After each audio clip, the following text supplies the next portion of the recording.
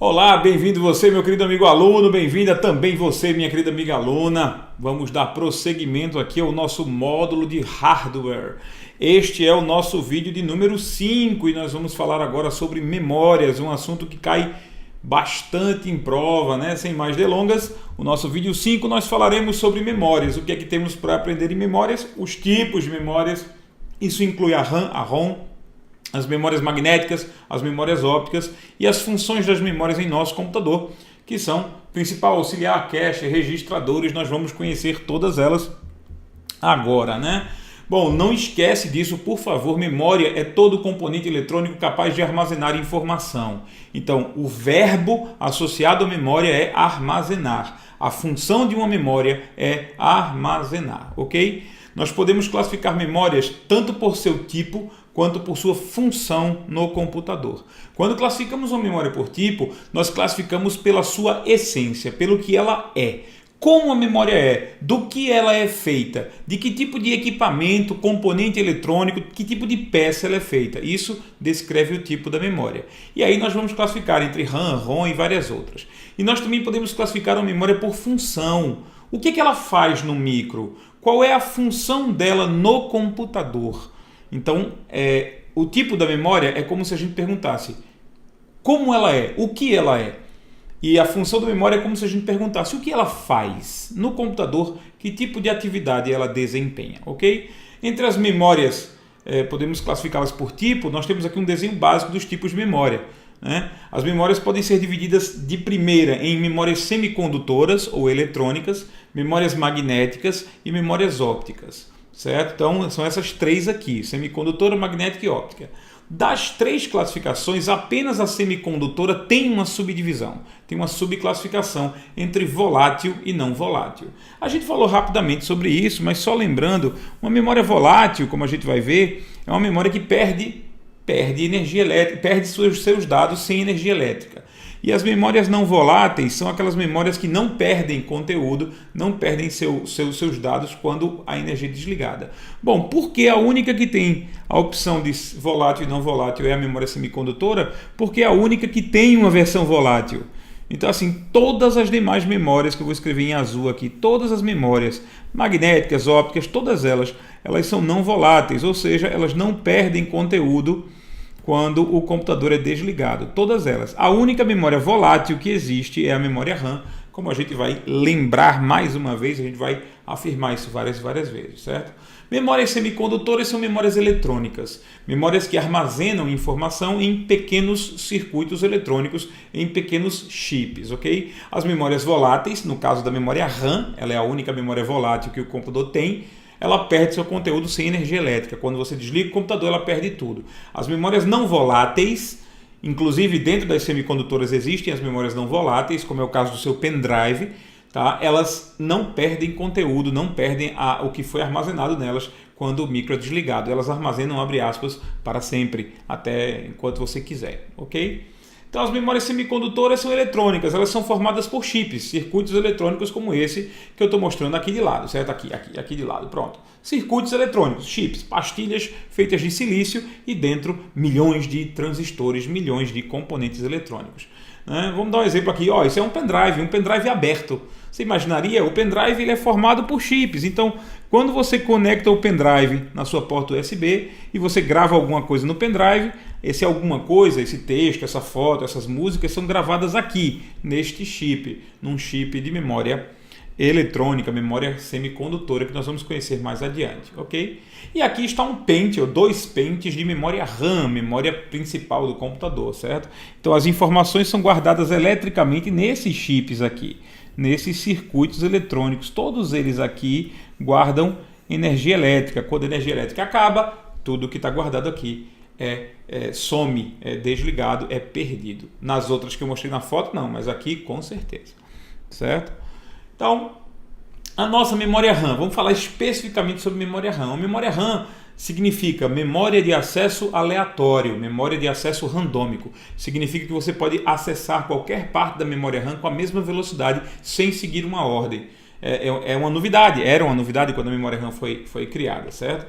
É o tipo de memória usado enquanto seu computador funciona. A A memória RAM não é usada para guardar coisas para amanhã, para depois de amanhã. A memória RAM, pelo fato de ser volátil, ela é usada em funções que não exigem armazenamento a posteriori, armazenamento para depois, certo? Ela é usada enquanto o seu computador está funcionando, apenas. Não dá para usar a memória RAM enquanto o computador não estiver funcionando, certo? Existem dois tipos de memória RAM. A RAM estática, ou SRAM, que é uma memória RAM mais rápida, porém mais cara, né? E ela é usada em casos especiais, ela não é usada o tempo todo porque ela é mais cara. E existe a memória RAM dinâmica, que é uma memória menos rápida, ela não é tão rápida quanto a estática, ela é mais barata e por isso ela é usada na geral, ela é usada na maioria dos casos, a RAM que nós usamos em nosso computador é RAM dinâmica, certo?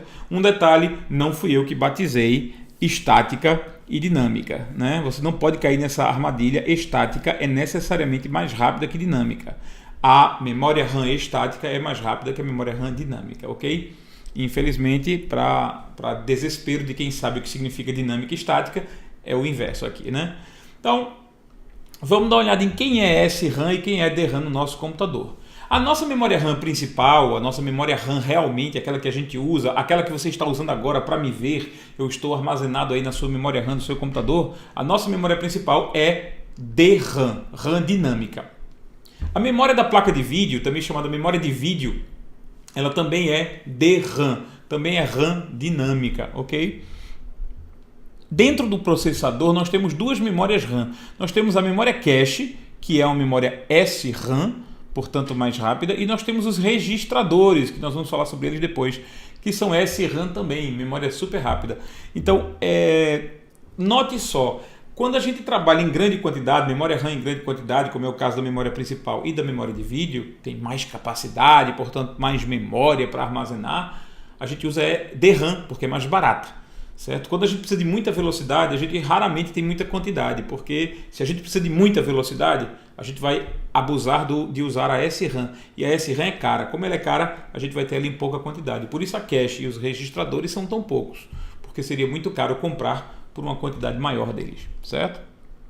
Então, são alguns dos tipos, algumas das funções desempenhadas por memória RAM em nosso computador, ok? A nossa memória RAM principal ela é chamada de DDR, certo? Nossos computadores usam uma memória RAM chamada DDR-SDRAM, ou, se você precisar, no material textual tem tudo isso descrito, mas significa RAM dinâmica síncrona, com dupla taxa de dados. DDR-SDRAM significa isso. No seu material, acompanhe aí que tem tudo isso descrito, certo? Hoje nós usamos a terceira ou a quarta geração das memórias DDR. Nós estamos usando a DDR3 ou a DDR4, certo? Você pode comprar um computador, eu quero comprar com DDR4, eu quero comprar memória RAM DDR3. É claro que a DDR4 é mais cara, mais nova, né? Mais rápida e mais cara, certo? Então, memórias DDR, elas também têm clock. Então, existe a noção de clock na memória. Você vai comprar uma memória RAM, ela não é só eu quero comprar uma DDR4. Você vai dizer, eu quero comprar uma DDR4 de 1200 MHz. Você também vai dizer qual é a frequência, qual é o clock que você quer para a sua memória DDR. E nós vamos ver isso agora com um desenhozinho que explica. Ó, eu tenho aqui um processador, um Core i7 da Intel, com 2,4 GHz de clock interno. Esse é o clock que se trabalha aqui, certo? E nós temos aqui de lado uma memória RAM, uma memória principal do tipo DDR4 com clock de 1333 MHz. Ela trabalha aqui a 1333 MHz. Ora, 1333 MHz é 1,3 GHz. Então aqui nós temos 2,4 internamente, trabalhando aqui dentro da CPU, e nós temos 1,3 GHz trabalhando aqui dentro do pente da memória DDR4, ok? Então não é só a CPU que tem clock, a memória também tem clock. Na verdade, tudo no seu computador tem clock, só que a gente só precisa se preocupar com esses dois componentes, certo? Tem mais no material textual que acompanha esse vídeo, você tem muito mais detalhes explicando sobre isso, certo? Mas é basicamente isso. Você vai comprar um computador, eu quero comprar um Core i7 com 2,4 GHz, com, sei lá, 20 MB de memória cache, com não sei mais o que, as informações, e eu quero uma memória RAM do tipo DDR4 de 1333 MHz, blá, blá, blá, blá, blá. Essas configurações não eram comuns em prova, mas nos últimos meses passaram a ser. Então você precisa aprender a ler a configuração de um computador. Precisa sim, infelizmente. Ok? Ou felizmente, que aí diferencia você de outros candidatos e você vai passar e os outros não, né? Então vamos lá, vamos prosseguir aqui ainda com memória DDR. Olha a foto de um pente de memória DDR. Essa aqui é um pente de memória DDR4. João, cadê os chips? Não se preocupe, essa parte preta que está aí, que tem HyperX, né? Isso aqui é uma carapaça para dissipar calor, porque as memórias DDR esquentam muito. E aí o que acontece? Botam um metal por fora para poder dissipar o calor. Você vai ver aqui outro modelo de memória DDR Super, Mega, Ultra, Blaster, Master. É um modelo de memória DDR4 encaixada já com essa carapaça vermelha para dissipar calor também. E muitas vezes o pessoal coloca em cima dessa carapaça aí um ventilador para esfriar a memória DDR. Imagine só, o pessoal viciado em jogo adora isso, certo? Existe uma outra parte de memória nos nossos computadores chamada memória ROM. Certo? A memória ROM também é semicondutora. Qual é a diferença? A memória ROM significa memória somente para leitura. Ela já vem de fábrica com informações gravadas, ela já nasce preenchida, ela não é vendida vazia, ela é vendida cheia de coisa, certo? Já com as informações gravadas. Você pode até parar e perguntar, peraí João, por que eu compraria uma memória que já veio preenchida?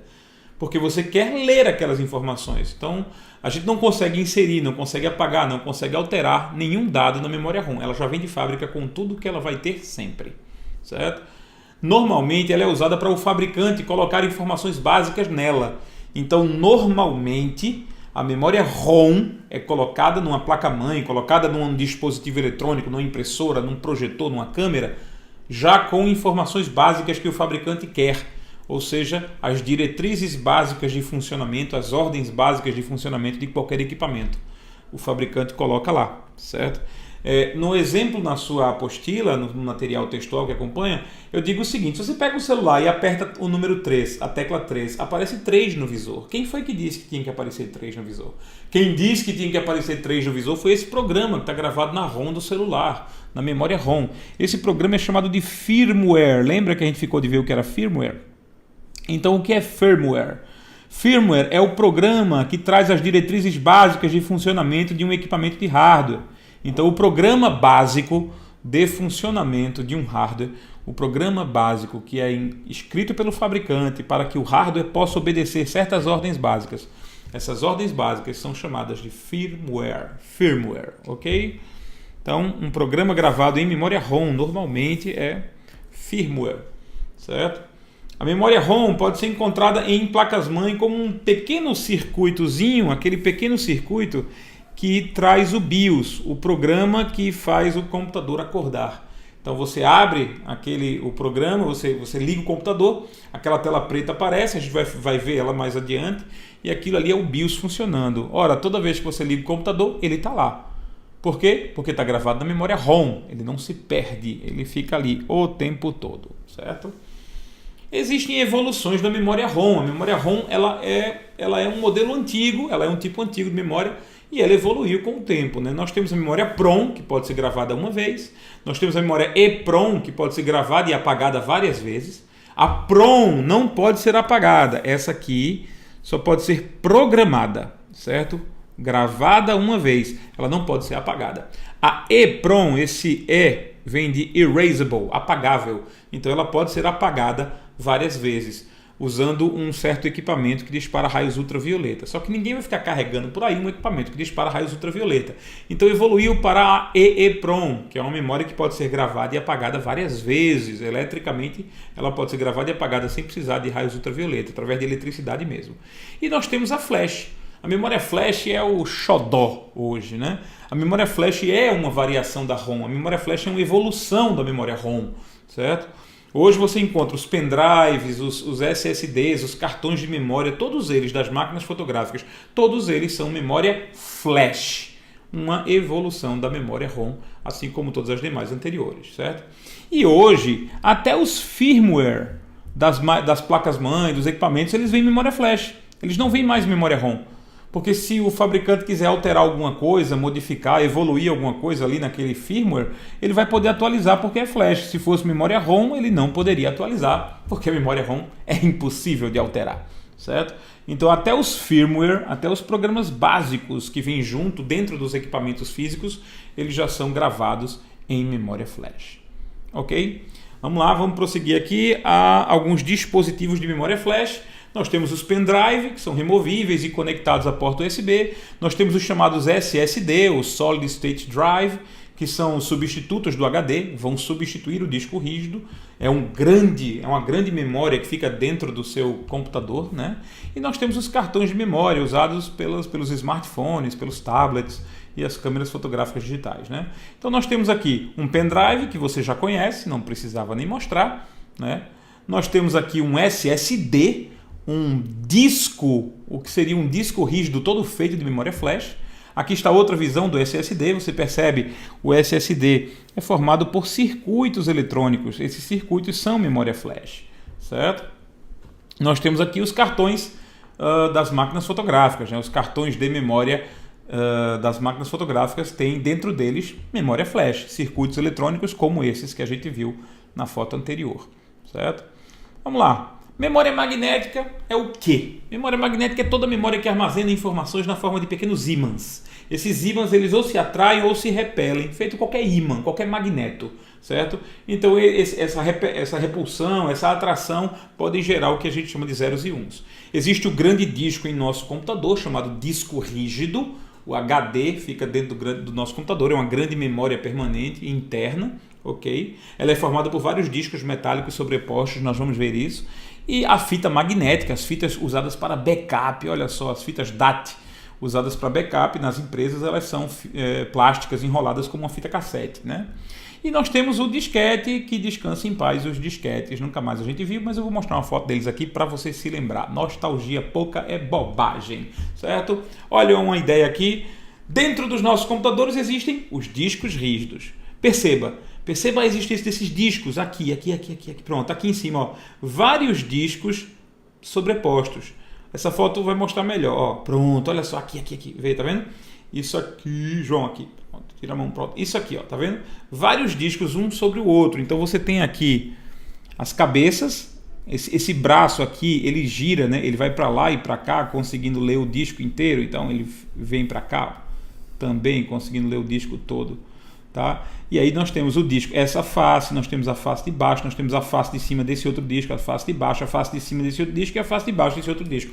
3 discos, um sobre o outro, 3 discos metálicos que quando essa cabeça passa, ela pode magnetizá-los, ela pode ler os zeros e uns e pode gravar os zeros e uns de acordo com o reposicionamento de ímãs.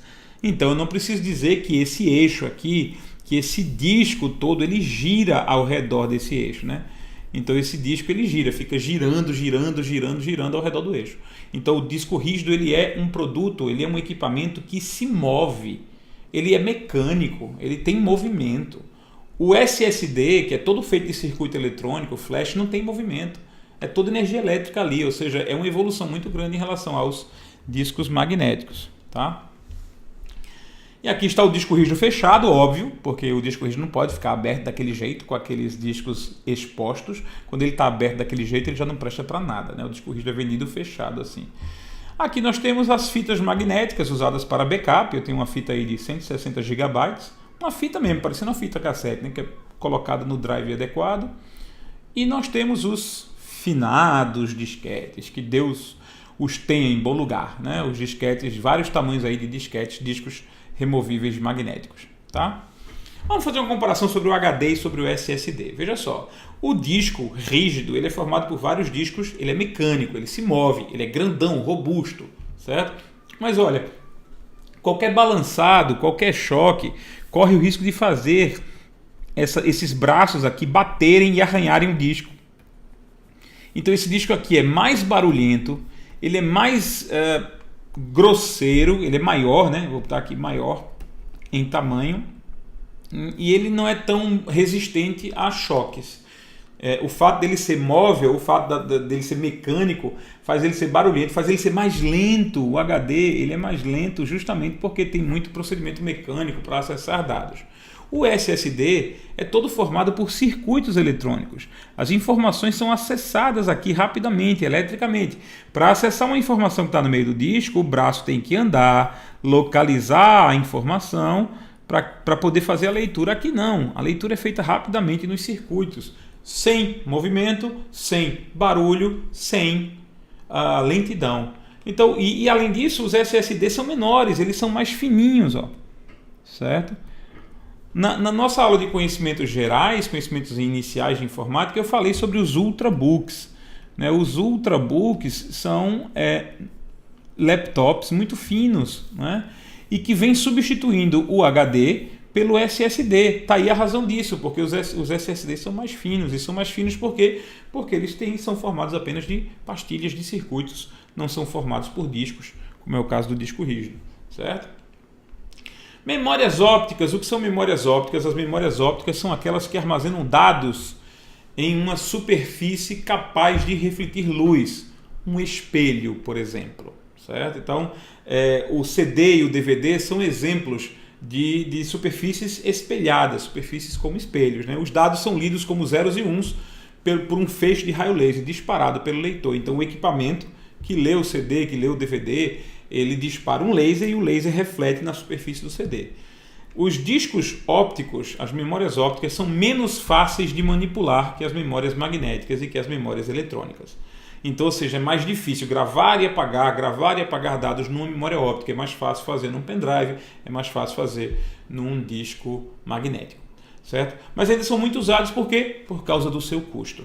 As mídias ópticas, as memórias ópticas são usadas por seu custo, certo? Muito usadas. CDs, DVDs e Blu-rays, discos de Blu-ray, são exemplos de memórias ópticas, ok? Então aqui estão as memórias ópticas. Eu tenho um exemplo aqui, os CDs, né? E tenho aqui um exemplo, um CD, um DVD sendo incluído no drive adequado na lateral de um laptop. Um lembrete aqui para todo mundo, novamente, sobre os Ultrabooks. Os Ultrabooks são laptops mais finos. Eles normalmente não possuem um drive para discos ópticos. Eu falei isso no início lá, nos conhecimentos iniciais de hardware, eu falei sobre isso. Eles não possuem um drive para ler discos ópticos. Então, talvez seja o começo do fim dos discos ópticos, talvez, ou simplesmente é só para economizar espaço, ok? Vamos ver aqui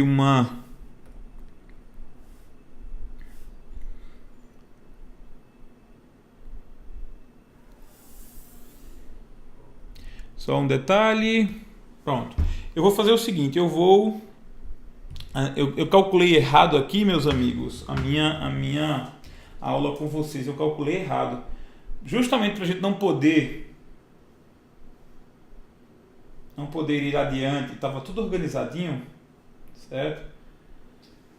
Eu vou fazer o seguinte, vai ficar muito longa se eu continuar a falar sobre função agora. Eu calculei errado. Eu quero que vocês me acompanhem com o seguinte. O nosso material de apoio, no capítulo de hardware, vocês vão ver o seguinte, vocês vão ler o capítulo de memórias, ok? Lá tem a classificação pelo tipo, você vai ver RAM, ROM, magnéticas, ópticas, vai ver tudo isso, certo?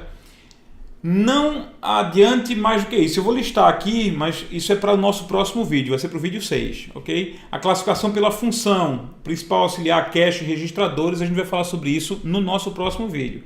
Mas vocês já podem responder as questões propostas de 13 a 16, ok? De 13 a 16 serão as questões propostas apenas sobre o tipo da memória, tá? Então, logo em seguida, eu vou gravar um outro vídeo, que é um vídeo que fala sobre as funções de memória. Eu não sabia que a gente ia levar tanto tempo para chegar, eu estava pensando aí mais ou menos uns 20 minutos para o assunto todo, mas já estamos em 24 minutos só para as funções, ok? Então, esse vídeo foi especificamente criado para os tipos de memórias. Leia o material que acompanha, está super completo. Responda as questões propostas 13 a 16. Elas vão fazer você testar o seu conhecimento e a gente se vê no nosso próximo vídeo.